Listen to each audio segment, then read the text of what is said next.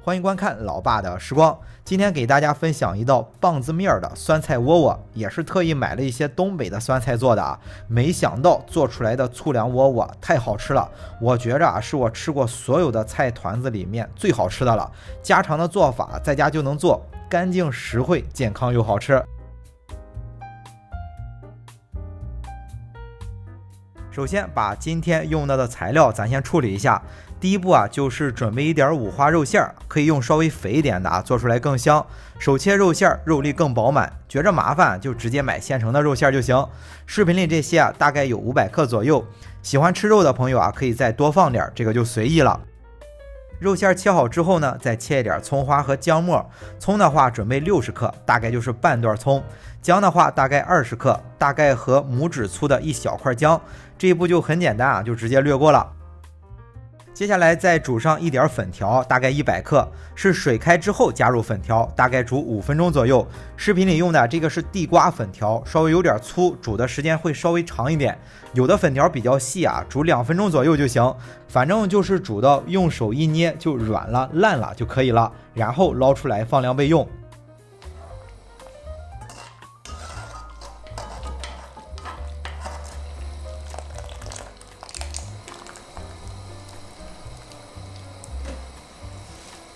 那粉条煮好之后把水倒掉就直接炒肉了，不用放太多的油，大概就吃饭的勺子3到4勺。咱们今天用的肉比较肥，一会儿炒肉的时候还会出很多的油。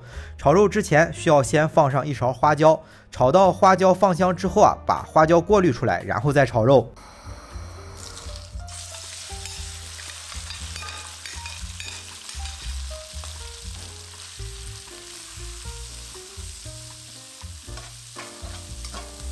肉可以炒得稍微老一点这样吃起来更香，就有点像猪油渣的感觉。炼出来的肥油正好后面调馅也就用了，就不用再单独放油了。炒好的肉馅可以直接放在锅中放凉。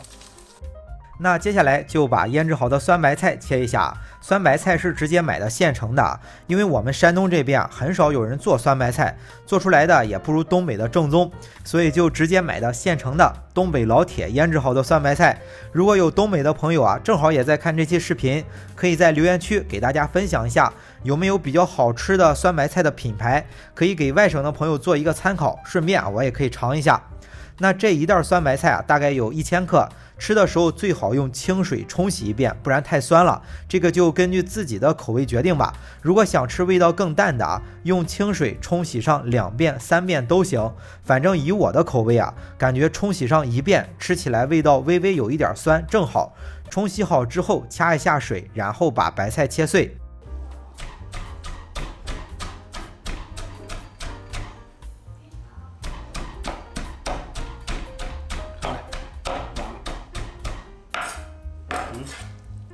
那白菜切好之后再使劲的掐一下水，稍微用点力气，不然后面调馅的时候白菜出水多了就不好包了。那处理好白菜之后，刚才煮好的粉条也就凉了，同样是切碎和白菜放在一起，粉条就不用切得太碎。那到这里需要处理的材料就全部完成了，接下来就是调馅了但是不着急，可以先等一下。这个时候需要先把玉米粉和一下。配比是每500克的玉米粉，先加入250克的热水烫一下，就是刚烧开的水，边加入边搅拌。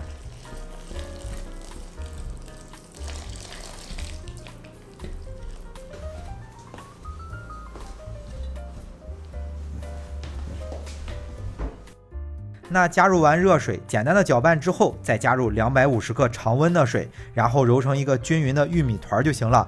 整体就是玉米粉和水的比例1比1。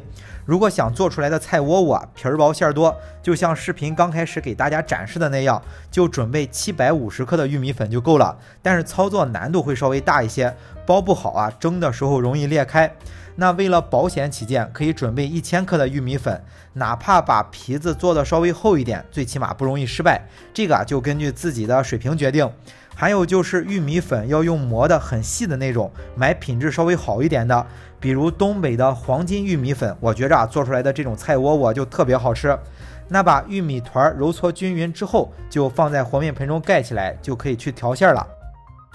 调馅的话，先把肉加进去，炒的时候出了很多的油，就不用单独再放油了。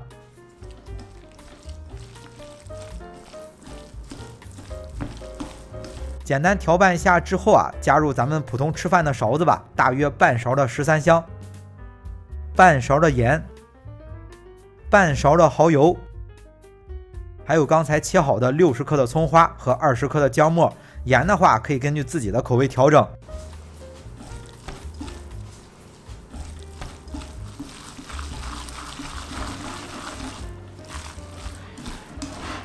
简单调拌一下之后啊，再加上一点生抽，大概4到5勺就够了。最后加上一点芝麻油，调拌均匀，馅料就准备好了。接下来就可以去包馅了啊。按照视频里这个大小的话，正好可以做15个。如果像视频里这样做这种皮儿薄馅儿多的，难度会稍微大一点。因为我平时也会帮我爸打打下手，像这种的我就包不了。所以如果包的时候啊，感觉不好操作，可以准备1000克的玉米粉，包的稍微厚一点。